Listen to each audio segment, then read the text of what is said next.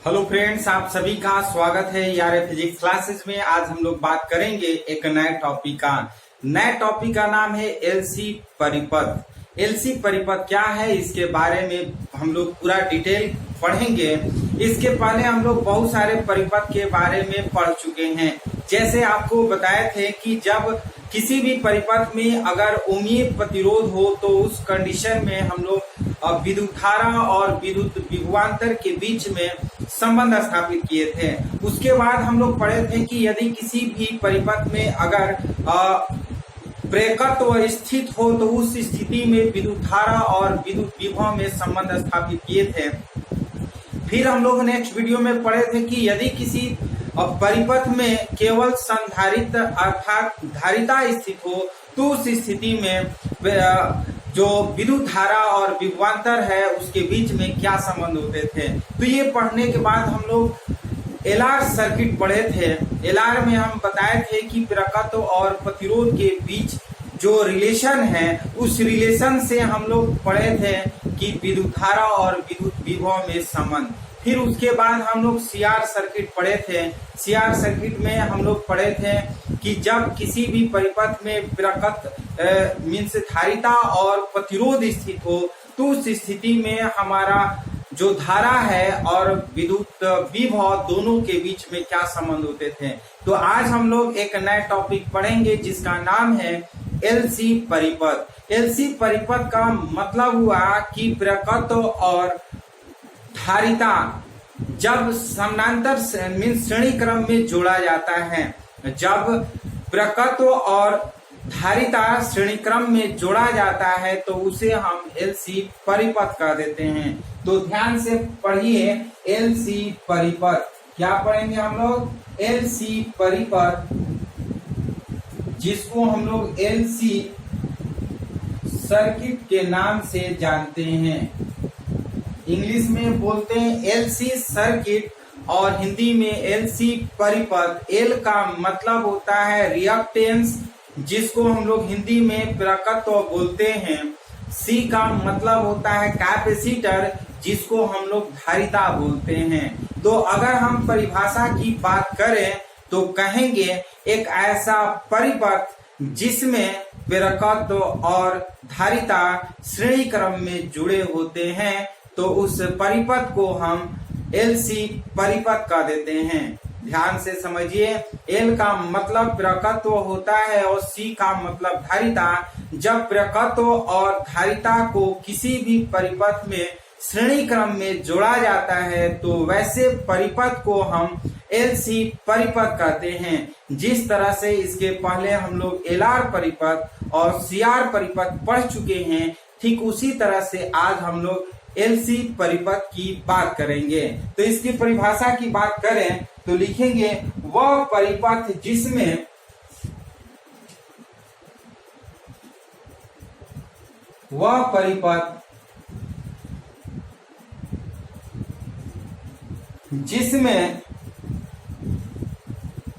जिसमें कुंडली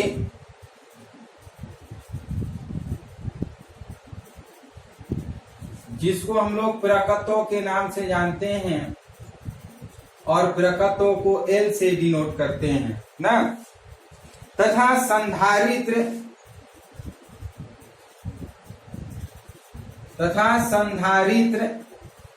संधारित्र को हम लोग धारिता के नाम से जानते हैं और जिसको हम सी से डिनोट करते हैं। धारिता सी के श्रेणी क्रम संयोजन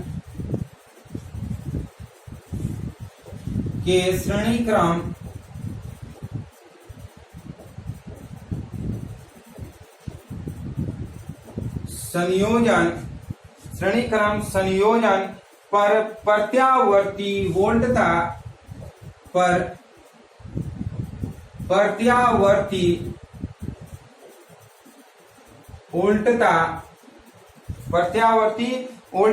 आरोपित की जाती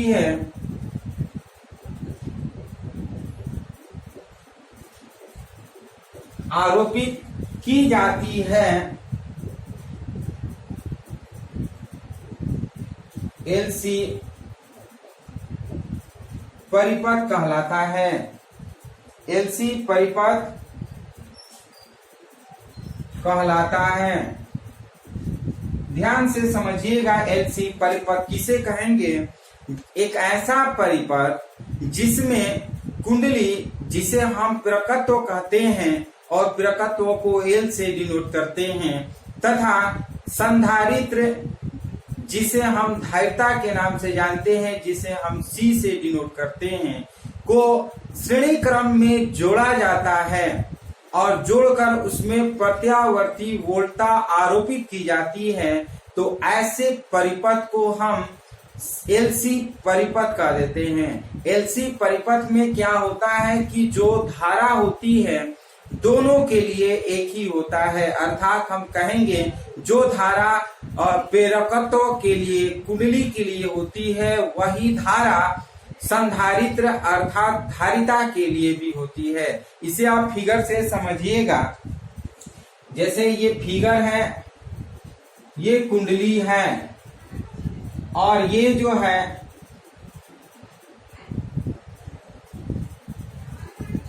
ये कुंडली एल है और धारिता सी है। इसको VL से डिनोट करते हैं और इसको VC से डिनोट करते हैं। और ये V = V0 sin omega t होता है। इसमें प्रत्यावर्ती वोल्टता आरोपित की जाती है। तो इस तरह से आप देख रहे हैं कि एक ऐसा परिपथ है जिसमें प्रेरकत्व कैपिटल L और धारिता C को हम श्रेणी क्रम में जोड़े हुए हैं और दोनों के लिए जो धारा है, धारा का मान बराबर होता है, अर्थात जितना प्रेरकत्व कुंडली के लिए धारा होगी उतना ही धारा संधारित्र अथवा धारिता के लिए होगी। तो इस तरह से इस परिपथ को हम एलसी परिपथ कहते हैं। यदि इसका आरेख, वेक्टर आरेख खींचा जाए तो वेक्टर आरेख हम इसको ऐसे खींच सकते हैं। ध्यान से समझिएगा, ये वेक्टर आरेख इस तरह से होगा। ये आई धारा को निरूपित करता है और एक जो है वो हम कह सकते हैं VL को डिनोट करता है, VL, और इसको डिनोट करता है VC को। एक दूसरे के ये क्या होता है, VL का मतलब जो प्रेरकत्व का विभव होता है वो अग्रगामी होता है, मीन्स आगे की ओर, ऊपर की ओर उठता है। और जो VC होता है, धारिता का विभव जो होता है वो पक्षगामी होता है, वो पीछे की ओर होता है, मतलब नीचे की ओर। एक ऊपर और एक नीचे, तो दोनों के बीच यानी कि इसके और इसके बीच में 90 डिग्री का कोण बनता है, इसके और इसके बीच में 90 डिग्री का कोण बनता है। यानी कि हम इसको इस दूसरे तरह से भी ग्राफ हम बना सकते हैं। ध्यान से समझिएगा, ये जब ऊपर की ओर होगा ये धारा I डिनोट करता है। ध्यान से समझिएगा, ये धारा I डिनोट करता है, ये ऊपर की ओर हो रहा है, ये 90 डिग्री का कोण बनेगा। तो जब ऊपर की ओर बनेगा तो ये जो V होगा ये VL है।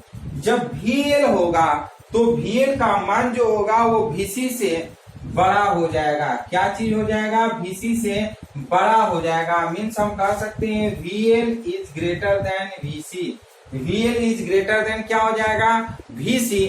और जब यही अगर ये डाउनवर्ड की तरफ आप एरो देख रहे हैं, जब ये डाउनवर्ड की तरफ हो जाएगा तो हम इसको इस तरह से फिगर बना सकते हैं।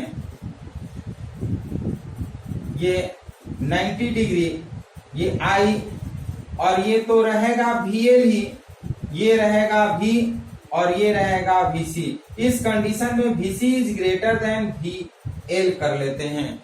तो नीचे नहीं दिखाई दे रहा है, चलिए कोई बात नहीं, हम इसको ऊपर बनाएंगे।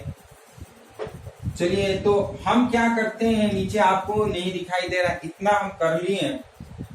हम करते क्या है, इसके बारे में लिखते हैं 2 लाइन। ध्यान से समझिएगा, परिपथ की परिणामी वोल्टता, परिपथ की परिणामी वोल्टता निम्न प्रकार से परिणामी वोल्टा का मान तथा इसकी दिशा, वोल्टा का मान तथा इसकी दिशा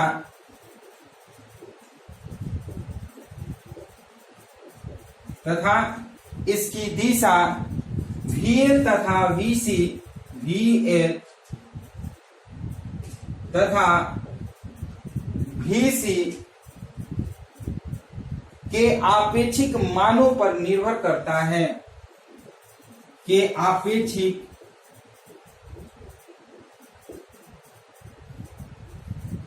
मानों पर निर्भर करता है। इसका मतलब यह है कि जो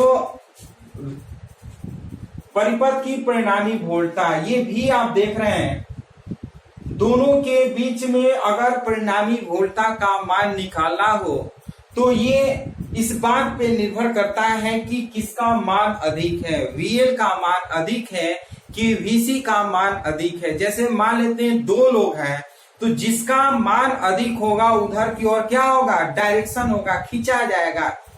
जिधर की ओर क्या होगा, मान अधिक होगा, उधर की ओर खींचा जाएगा। जैसे हमारा VL का मान अधिक होगा तो ये अग्रगामी होगा, ये ऊपर की ओर होगा, और VC का मान अगर अधिक होगा तो ये पक्षगामी होगा, नीचे की ओर होगा। जैसे दो हैंड है, एक VL है और एक VC है। VL का मान अधिक होगा तो लेफ्ट हैंड मजबूत होगा और उधर की ओर डायरेक्शन होगा, इसको क्या कर लेगा, खींच लेगा इधर की ओर। अगर राइट हैंड यानी कि VC का अगर मान अधिक होगा तो अपने तरफ खींच लेगा। तो वो उस पर निर्भर करता है, VL और VC पर निर्भर करता है कि किसका मान अधिक है, और जिसका मान अधिक होगा उधर की ओर उसका डायरेक्शन होगा, दिशा होगा। जैसे इसको हम कर लेते हैं पहला पॉइंट में, जब ध्यान से देखिएगा, जब VL is greater than VC, VL का मतलब और VC का मतलब जैसे हम पहले भी बता चुके हैं और फिर आपको बता दे रहे हैं, आपको याद होना चाहिए। VL का मतलब है ये कुंडली का विभव, कुंडली का विभवांतर कह लीजिए। L का मतलब कुंडली है जिसे प्रकत्व कहते हैं, कुंडली का विभव या विभवांतर है। VC का मतलब धारिता का विभव या विभवांतर है, ये दिमाग में रखिएगा।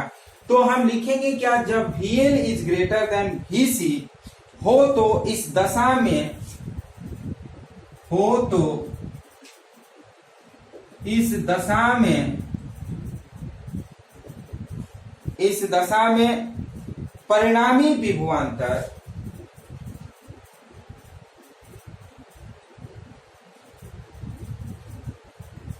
इस दशा में परिणामी विभवांतर V is equal to VL minus VC। ध्यान से समझिएगा, परिणामी विभवांतर कब होगा, V is equal to VL minus VC, जब VL का मान बड़ा हो। बड़ा में से छोटे को घटाते हैं, क्या करते हैं, बड़ा में से छोटे को घटाते हैं, तो V is equal to VL minus VC। तो ये हो गया पहला कंडीशन। और इसका दिशा क्या होगा, जैसे VL का मान अधिक है तो अग्रगामी होगा, तो हम इसको लिखेंगे, इसकी दिशा VL की दिशा में होगी, इसकी दिशा VL की दिशा में होगी। ध्यान से समझिएगा, इसकी दिशा किसकी ओर होगी, VL की दिशा में होगी। और VL हमेशा अग्रगामी होता है, आगे की ओर बढ़ता है, और VC का मान जो होता है पीछे की ओर। तो सेकंड पॉइंट में हम लिख सकते हैं, जब VC is greater then VL हो तो इस दशा में परिणामी विभवांतर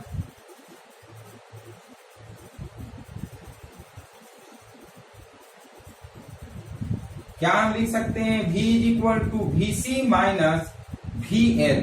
क्या लिख सकते हैं, VC माइनस VL, इसकी परिणामी विभवांतर लिख सकते हैं। तो इस तरह से, और इसकी दिशा कहाँ की ओर होगी, इसकी दिशा हम लिख सकते हैं VC की ओर होगी। जिस तरह से हम लिखेंगे इसकी दिशा VL की दिशा में होगी, इसका भी हम लिख सकते हैं इसकी दिशा VC की दिशा में होगी। तो हम इसके आगे लिखेंगे, लिखने से पहले मिटाएंगे। तो आप क्या करिए, इसका स्क्रीनशॉट आप ले लीजिए।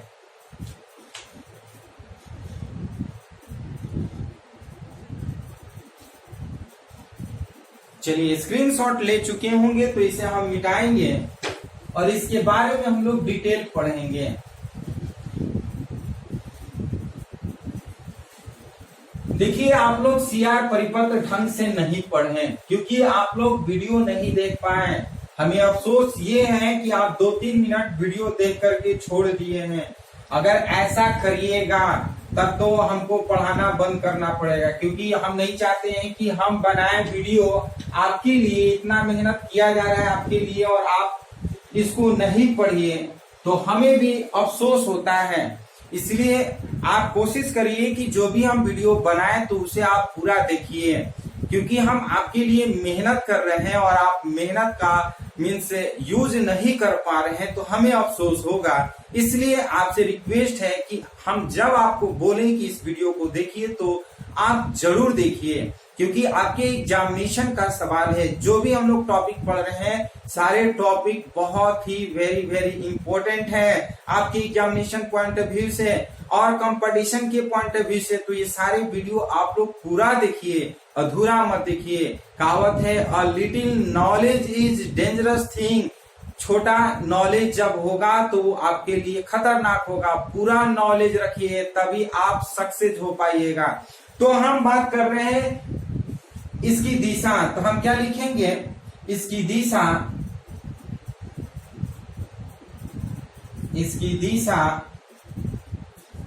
VC की दिशा में होगी। इसकी दिशा किसकी ओर होगी, VC की दिशा में होगी, ये आप याद रखिएगा। अब बात करते हैं वोल्टता तथा धारा के बीच कलांतर। वोल्टता तथा धारा के बीच कलांतर की बात करते हैं। जैसे हम लोग अभी तक पढ़े हुए हैं सब वीडियो में, उसी तरह से इसमें पढ़ेंगे। वोल्टता तथा धारा के बीच कलांतर। धारा के बीच क्या करेंगे, कलांतर। तो कलांतर के लिए हम दो ये आरेख बना रहे हैं, ध्यान से समझिएगा। एक आरेख ऊपर की ओर ये परिणामी वोल्टता है, ये VL है, ये VC है, ये 90 डिग्री का बन रहा है, ये कलांतर फाई इक्वल टू 90 डिग्री और ये I बन रहा है। ध्यान से समझिएगा। एक और फिगर हम आपको बना रहे हैं, ध्यान से समझिएगा। ये VL की ओर है और ये V है और ये इसकी डायरेक्शन जो है इस तरह से है, ये फाई है, ये 90 डिग्री का बना है, ये I है और ये है VC। इसको हम इस तरह से कर लिए। देख रहे हैं कि एक जो है अपवर्ड डायरेक्शन में है, एक डाउनवर्ड डायरेक्शन में है, क्योंकि यहाँ दो केस मिलता है। हम एक केस बताएंगे और एक केस से ही आपको कॉन्सेप्ट क्लियर हो जाएगा, सेकंड केस का भी। तो इसमें हम किसी को भी बड़ा ले सकते हैं और किसी को भी छोटा ले करके बना सकते हैं। जब हम इसका न्यूमेरिकल बनाएंगे तो वहां पे पूरी तरह से कॉन्सेप्ट क्लियर हो जाएगा कि किस तरह से हम न्यूमेरिकल बना सकते हैं, किस केस में कौन सा फॉर्मूला यूज कर सकते हैं। तो आप ध्यान से समझिएगा। यहां पर हम लिख सकते हैं क्या, अगर दोनों के बीच में जब VL, हम लिखेंगे क्या, जब VL is greater than VC। जब VL is greater than VC हो तो वोल्टता तथा VI हो तो वोल्टता V तथा I से 90 डिग्री अग्रामी होगा। क्या होगा, अग्रामी का मतलब आगे की ओर होगा। कोण तो 90 डिग्री का बनाएगा लेकिन किधर की ओर होगा, आगे की ओर होगा। ध्यान से समझिएगा, कोण तो बनाएगा ऊपर ये, लेकिन आगे की ओर हो रहा है। तो हम लिखेंगे क्या, से 90 डिग्री अग्रगामी। अग्रगामी का मतलब आगे की ओर, मतलब ऊपर की ओर है, अग्रगामी है। तब हम जब लिखेंगे तथा जब VC is greater then VL हो, क्या हो जाएगा, एक बार VL is greater than VC लिए, अब क्या कर दिए, एक बार VC is greater then VL हो तो वोल्टता V हो तो वोल्टता V तथा I से 90 डिग्री पक्षगामी होगा। क्या होगा, पक्षगामी होगा।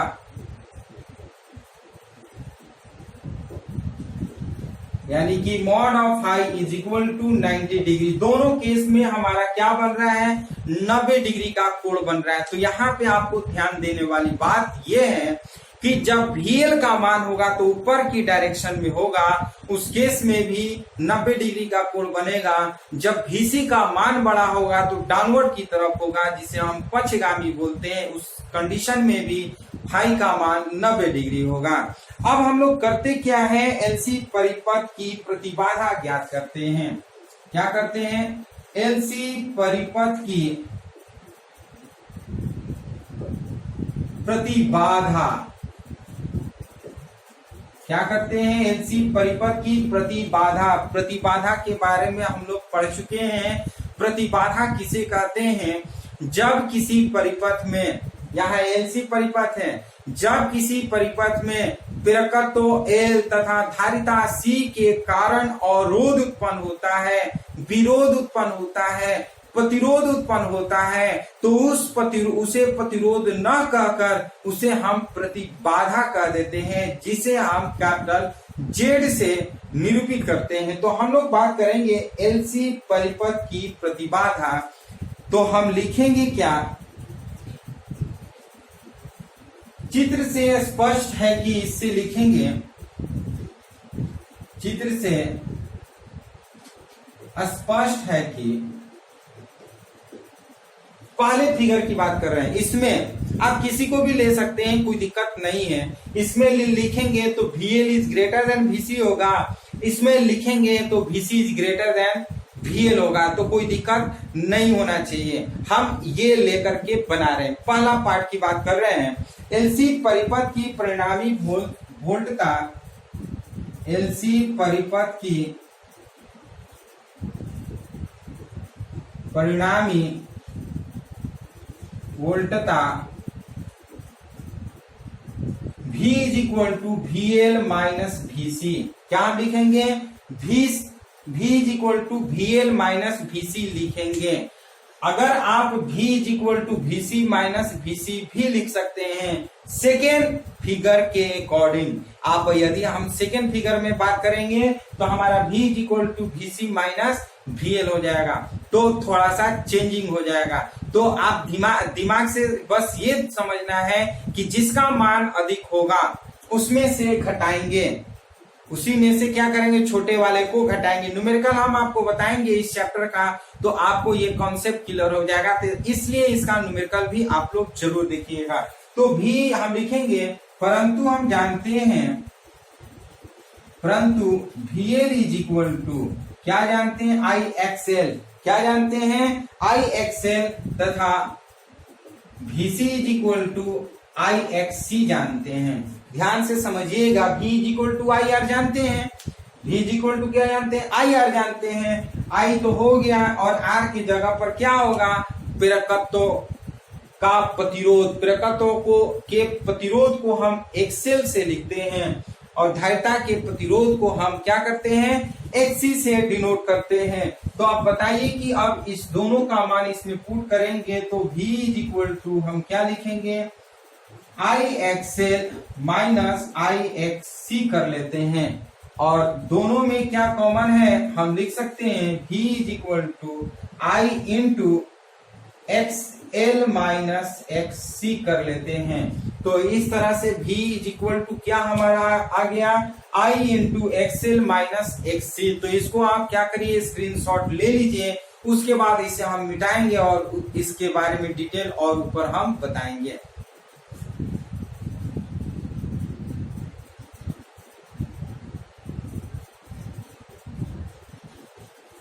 चलिए, आप ले चुके होंगे स्क्रीनशॉट, तो इसे हम मिटाएंगे।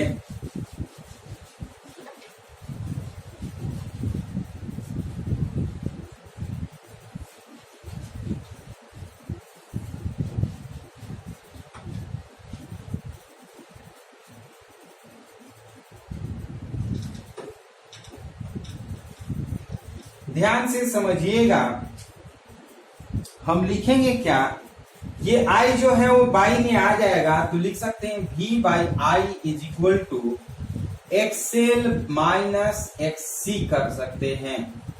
और आप जानते हैं v by I is equal to R होता है। क्या होता है, v by I is equal to R होता है। आर का मतलब प्रतिरोध होता है। तो ये प्रतिरोध है किसके किसके कारण, तो प्रेरकत्व L और धारिता C के कारण है।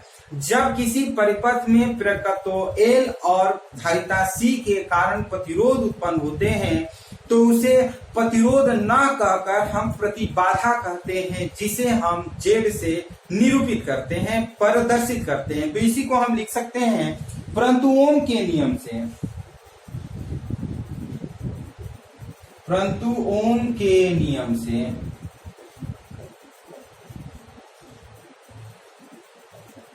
v by I is equal to, हम जानते हैं परिपथ का प्रभावी प्रतिरोध, परिपथ का प्रभावी, हम क्या लिखेंगे, इसको हम मिटाएंगे, परिपथ का प्रभावी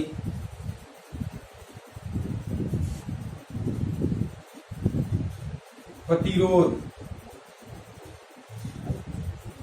क्या हो जाएगा, ओम के नियम से v by I is equal to परिपथ का प्रभावी प्रतिरोध। और ये प्रतिरोध जो होगा, क्योंकि यह कुंडली L, क्योंकि यह कुंडली L तथा धारिता C दोनों के कारण है, धारिता C दोनों के कारण है, दोनों के कारण है। अतः इसे प्रतिरोध न कहकर, अतः इसे प्रतिरोध न कहकर, अतः इसे प्रतिरोध न कहकर क्या कहेंगे, प्रतिबाधा, प्रतिबाधा। और इसको Z से निरूपित प्रदर्शित करते हैं, प्रतिबाधा Z कहते हैं। तो हम क्या लिखेंगे, इसके जगह पर Z, अतः Z is equal to v by I, या हम लिख सकते हैं Z is equal to X L minus X C कर सकते हैं। ध्यान से समझिए, प्रतिबाधा Z इज इक्वल टू क्या करेंगे, एक्सएल माइनस एक्स सी कर लेते हैं। और आप जानते हैं एक्सएल के जगह पर हम क्या पुट कर सकते हैं, चूंकि आप जानते हैं XL is equal to, XL प्रतिरोध के जगह पर हम क्या लिख सकते हैं, ओमेगा एल लिख सकते हैं, तथा एक्ससी के जगह पर 1 बाई ओमेगा सी लिख सकते हैं। ध्यान से समझिएगा, एक्सएल के जगह पर हम क्या लिखेंगे, ओमेगा एल, और एक्ससी के जगह पर हम क्या लिखेंगे, 1 बाई ओमेगा सी। तो अगर हम इसका मान दोनों का इसमें पुट करेंगे तो हम लिख सकते हैं, अतः Z is equal to omega L minus 1 by omega C. ये आपका प्रतिबाधा का फॉर्मूला हो गया। इस तरह से ये हमारा Z is equal to omega L minus 1 by omega C लिख सकते हैं। यहाँ पे देखिएगा, जब ओमेगा एल जब omega L is greater than 1/ओमेगा c, जब ओमेगा एल जो है वो ग्रेटर होगा 1/ओमेगा c के, तो प्रतिबाधा को प्रेरकीय प्रभावी होगा। क्या होगा? तो हम लिख सकते हैं, तो प्रतिबाधा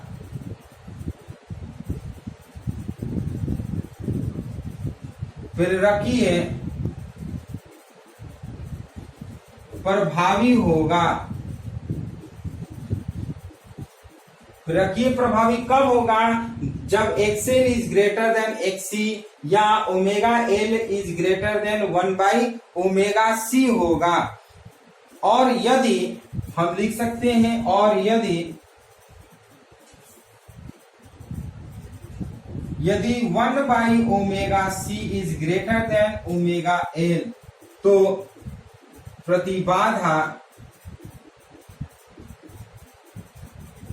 प्रतिबाधा हम कहेंगे घातीय प्रभावी होगा।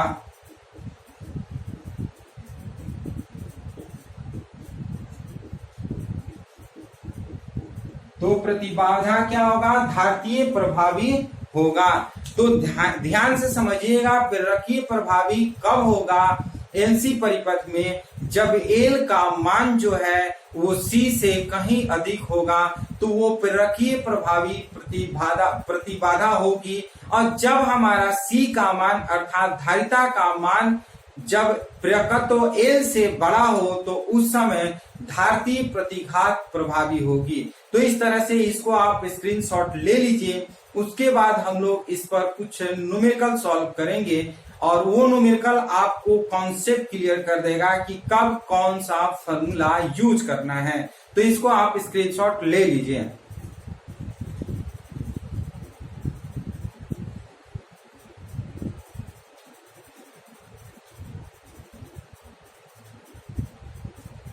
चलिए, स्क्रीनशॉट ले चुके होंगे तो इसे हम मिटाएंगे और हम न्यूमेरिकल की बात करते हैं। बहुत ही आसान न्यूमेरिकल आपको बताएंगे और सिखाएंगे कि किस तरह से न्यूमेरिकल बनाया जाता है।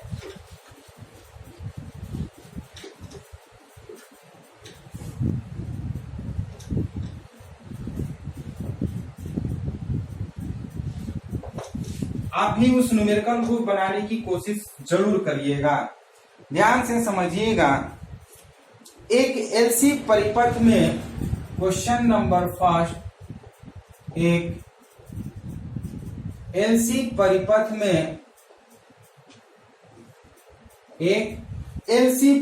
में प्रेरकत्व एल में प्रेरित विभवांतर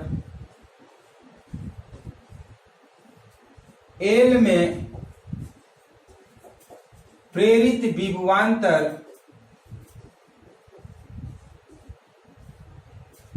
एल में प्रेरित विभवांतर 50 वोल्ट है। 50 वोल्ट है तथा सी में प्रेरित विभवांतर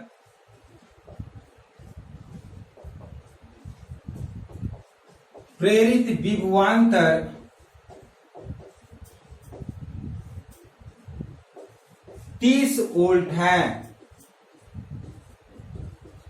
सी में प्रेरित विभवांतर क्या है? 30 वोल्ट है। एलसी परिपथ में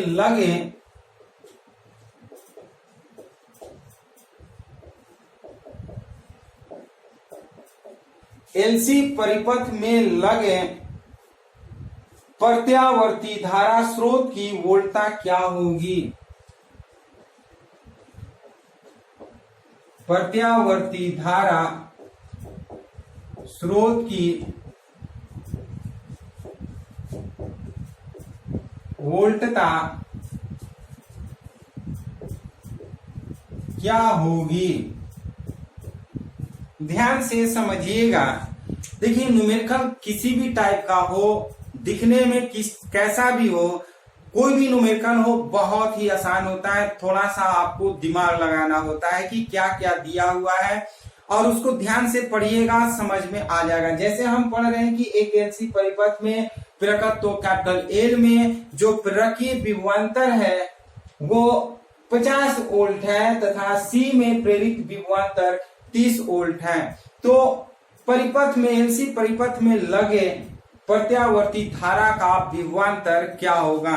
तो ध्यान से आप समझिएगा, हम करते क्या है, यहां पर लिखते हैं VL is equal to 50 volt और VC इज इक्वल टू हम लिखते हैं 30 वोल्ट और हमें पूछ रहा है V is equal to 1। V मतलब क्या हुआ, प्रत्यावर्ती धारा स्रोत की वोल्टता। तो हम इसको डिटेल में भी आप लिख सकते हैं, प्रत्यावर्ती धारा स्रोत की वोल्टता, प्रत्यावर्ती धारा स्रोत की वोल्टता भी पूछ रहा है 1। यहां तक तो कोई दिक्कत नहीं होगा। ये दिया है VL क्यों लिखे हैं 50 वोल्ट, क्योंकि यहाँ प्रेरकत्व तो एल में प्रेरित विभवांतर, जब एल में प्रेरित विभवांतर होगा तो वो प्रेरकीय विभवांतर होगा जिसका मान 50 वोल्ट है। फिर कह रहा था सी में प्रेरित विभवांतर, यानी कि धारिता में प्रेरित विभवांतर का मान दिया है 30 वोल्ट। तो अब कह रहा है कि प्रत्यावर्ती धारा स्रोत की वोल्टता क्या होगी। तो आप समझ सकते हैं कि जब दो है तो दोनों का परिणामी वोल्टता क्या होगा। तो आप बताइए कि कौन बड़ा है, VL बड़ा है कि VC बड़ा है। ये तो दिखाई साफ दे रहा होगा कि VL is greater than VC। तो VL is greater than VC होता है तो उसकी परिणामी वोल्टता हम लोग पढ़े हैं, जब VL is greater than VC हो तो लिखेंगे प्रत्यावर्ती धारा स्रोत की परिणामी वोल्टता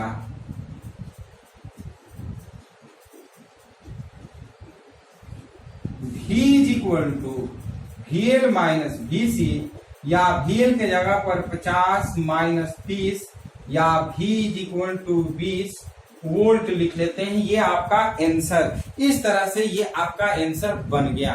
तो ये बहुत ही आसान न्यूमेरिकल था, इसमें ज्यादा दिमाग लगाना नहीं था, सिर्फ क्या किए V is equal to VL minus VC किए। ये कब होगा, जब VL का मान जो है वो VC से बड़ा होगा तब। इसको आप स्क्रीनशॉट ले लीजिए। एक और न्यूमेरिकल हम लोग पढ़ेंगे जो कि बहुत इंपॉर्टेंट है, इसको स्क्रीनशॉट आप ले लीजिए।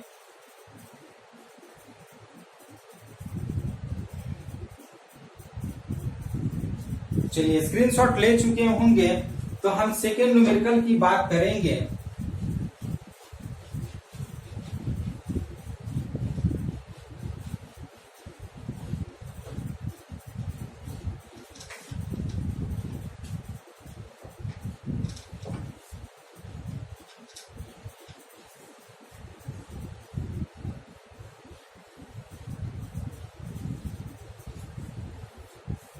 सेकेंड न्यूमेरिकल में आप देखिए 10 माइक्रोफैराड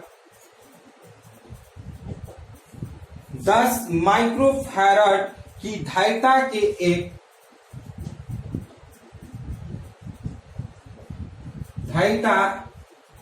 10 माइक्रोफैराड की धारिता के एक संधारित्र को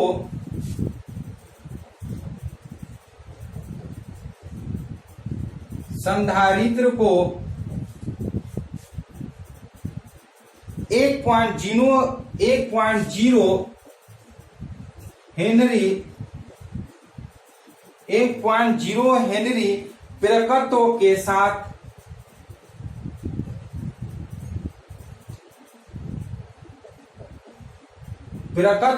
साथ श्रेणी क्रम में 50 हर्ट्ज वाले श्रेणी क्रम में 50 हर्ट्ज वाले श्रेणी क्रम में 50 हर्ट्ज वाले प्रत्यावर्ती धारा स्रोत से प्रत्यावर्ती धारा स्रोत से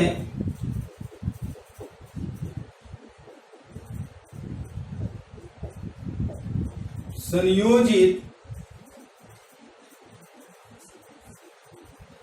किया गया है।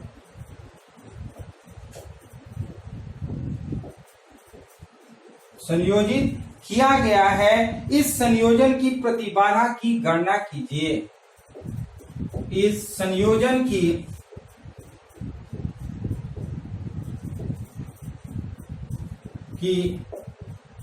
प्रतिबाधा की गणना कीजिए। ध्यान से समझिएगा इस न्यूमेरिकल को, ज्यादा दिमाग नहीं लगाना होता है। न्यूमेरिकल को आप बार बार कहते हैं, न्यूमेरिकल को ध्यान से पढ़ने की कोशिश करिए। जिस दिन आपको ध्यान से न्यूमेरिकल पढ़ने आ जाता है, समझिए कि न्यूमेरिकल आपको बनाना उसी दिन से आ जाएगा। बहुत सारे बच्चे ये कहते हैं कि सर हमें प्रॉब्लम होती है न्यूमेरिकल में, तो विश्वास मानिए, यदि आप हमारे वीडियो को ध्यान से आप देख रहे हैं, कंटिन्यू सब वीडियो देखते हैं, तो आप न्यूमेरिकल में परफेक्ट बन जाते हैं। इसलिए आप क्या करिए कि कंटिन्यू पूरे वीडियो को आप जरूर देखा करिए। तो हम बात कर रहे हैं न्यूमेरिकल की कि ये किस तरह से बनेगा। तो सबसे पहला हम करते क्या है कि न्यूमेरिकल को ध्यान से हम लोग पढ़ते हैं। क्या दिया है, 10 माइक्रोफैराड की धारिता के एक संधारित्र को 1.0 प्रेरकत्व के साथ श्रेणी क्रम में 50 हर्ट्ज वाले प्रत्यावर्ती धारा स्रोत से संयोजित किया गया है। इस संयोजन की प्रतिबाधा की गणना करना है। तो हम लोग क्या करते हैं, जो वैल्यू दिया है उसको हम नोट करते हैं। तो यहाँ पे देखिए C का मान दिया है 10 माइक्रोफैराड, इसको 10 गुणे और 1 माइक्रोफैराड में जानते हैं 10⁻⁻6 फैराड, तो इसको हम C = 10⁻⁻5 फैराड लिख दिए। इतना तो आपको समझ में आ ही गया होगा। देखिए बेसिक चीजें बहुत जरूरी है। जैसे 1 माइक्रोफैराड में 10 का पावर -6 फैराड होता है। यदि आप इसको याद नहीं रखिएगा तो प्रॉब्लम होगी। इसलिए आप धीरे धीरे आप न्यूमेरिकल का वीडियो देखते रहिए, तो आपको सारा चीज दिमाग में बैठ जाएगा। और क्या दिया है, 1.0 हेनरी प्रेरकत्व, यानी कि यहाँ पर दिया है L = 1.0 हेनरी। हेनरी जो है वो प्रेरकत्व का मात्रक होता है। क्या होता है हेनरी? हेनरी प्रेरकत्व का मात्रक होता है। और हर्ट्ज यहाँ पे मात्रक दिया है, ये आवृत्ति है, यानी कि आवृत्ति हम लिख सकते हैं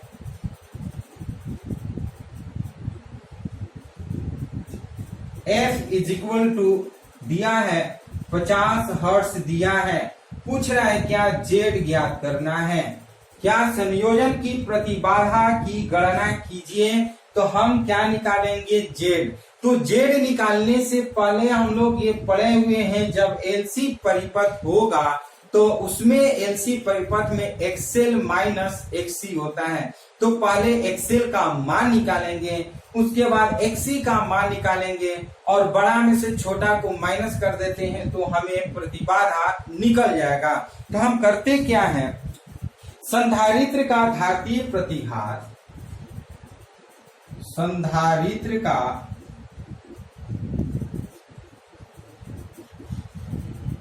धारितीय प्रतिघात, धारितीय प्रतिघात XC = हम क्या लिख सकते हैं, XC = लिख सकते हैं 1/2πfc। XC = पढ़े होंगे, क्या पढ़े हैं, XC = 1/2πfc। XC = क्या पढ़े हैं, 1/2πfc। तो हम लिखेंगे क्या यहाँ पर, XC = 1 और हम लिखते हैं 2 × पाई के जगह पर 3.14 और f के जगह पर 50 हर्ट्ज और इंटू c के जगह पर c का मान 10 का पावर -5 लिख लेते हैं। अब इसको करना क्या है, आपके जी में है कैलकुलेशन करना। आप इसको कैलकुलेशन करके यहाँ पे लिखिए, हम आपको डायरेक्ट लिख रहे हैं, आएगा 318.14 यानी कि 47 ये हो जाएगा 318.47 और ये हो जाएगा ओम। संधारित्र की धात्रीय प्रतिघात का मान कितना हो जाएगा 318.47 ओम हो जाएगा। तो जिस तरह से हम XC का मान निकाले हैं उसी तरह से हम क्या करेंगे तथा प्रेरक का प्रेरकीय प्रतिघात निकालेंगे तथा प्रेरक का प्रेरकीय प्रतिघात प्रतिघात निकालेंगे। आप जानते हैं XL is equal to 2πfL। क्या जानते हैं? XL is equal to 2πfL जानते हैं। तो हम लिखेंगे 2 इंटू 3.14 इंटू F के जगह पर 50 और L के जगह पर हम रखेंगे 1 रखते हैं। तो इसको कैलकुलेशन करिएगा तो आपका आएगा 314। क्या आएगा? 314 ओम। तो इस तरह से XC का मान निकाल लिए और XL का मान भी निकाल लिए। तो आप यहाँ पर ध्यान देना होगा कि कौन बड़ा है और कौन छोटा है। जो बड़ा होगा उसको बड़ा में से छोटा को हम घटाएंगे, वही हमारा प्रतिबाधा उत्पन्न हो जाएगा, यानी कि प्रतिबाधा का मान निकल जाएगा। तो हम लिखते क्या है, क्योंकि XC is greater then XL। आप देख सकते हैं XC का मान 318.47 ओम है, जबकि XL का मान जो है 314 ओम है। तो हम लिखेंगे चूंकि XC is greater then XL, अतः LC संयोजन की प्रतिबाधा, अतः LC संयोजन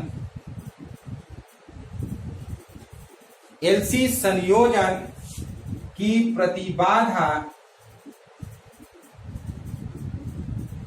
हम क्या लिखेंगे? Z is equal to XC minus XL। क्या लिखेंगे? Z is equal to XC minus XL।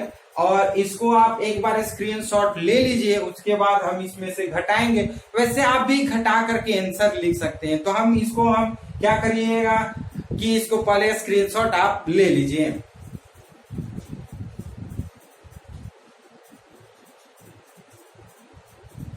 चलिए स्क्रीनशॉट ले चुके होंगे, तो इसको हम मिटा करके यहीं पर इसका आंसर लिख दे रहे हैं।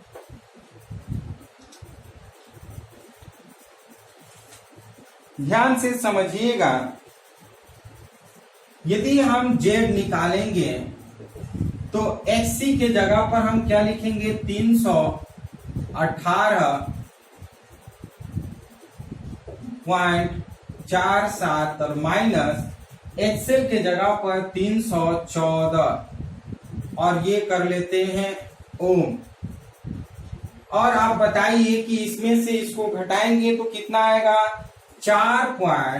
318 में से 314 घटाएंगे तो 4 आएगा और 4 7 ये ओम हो जाएगा। इस तरह से ये जो LC परिपथ का न्यूमेरिकल था वो सॉल्व हो चुका है। तो ये हम लोग का जो वीडियो था, इस वीडियो में हम लोग पढ़े हैं कि LC परिपथ क्या है। LC परिपथ के बीच में जो धारा और वोल्टा के संबंध है उसके बारे में हम लोग जाने। LC परिपथ की प्रतिबाधा क्या होती है उसके बारे में जाने, और इस LC परिपथ के संबंध में जो भी न्यूमेरिकल था वो हम लोग इस वीडियो में पढ़ चुके हैं। तो इस तरह से ये वीडियो समाप्त हो चुका है। तो ये इस वीडियो यदि आप पूरा देखें तो ये वीडियो आपको कैसा लगा, यदि ये वीडियो पसंद है तो इस वीडियो को लाइक शेयर कमेंट जरूर करिए। और यदि इस वीडियो के लिए नए व्यूअर हैं तो इस वीडियो को, इस चैनल को जरूर सब्सक्राइब करिए। तो फिर हम लोग एक नए टॉपिक के साथ नए वीडियो मिलते हैं, तब तक के लिए धन्यवाद।